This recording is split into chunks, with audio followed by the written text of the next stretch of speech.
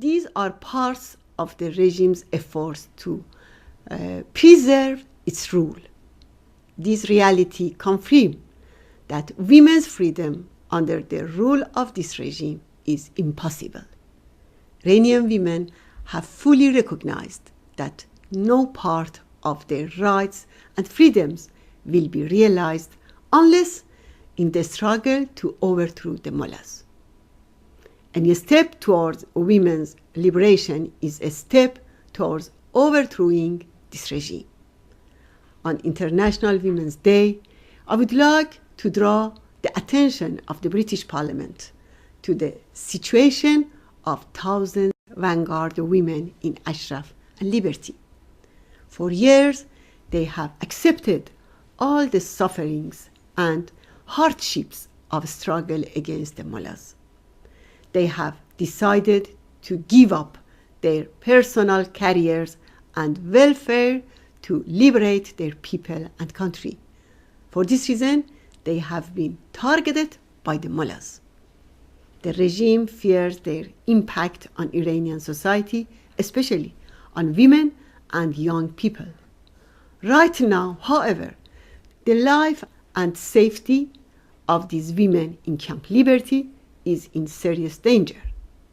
After the criminal attack on February 9, in which 7, including 1 woman, were killed, the issue of insecurity and liberty is urgent and immediate. Of course, this crime was carried out with the complicity of the Iraqi government. The UN Secretary General's special representative in Iraq was either silent or facilitated this attack.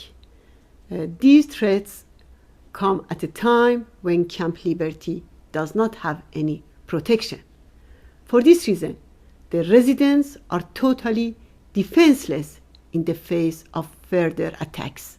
Therefore, in order to protect the residents until they are resettled in third countries, they must return to Camp Ashraf, which is much safer in the face of such attacks.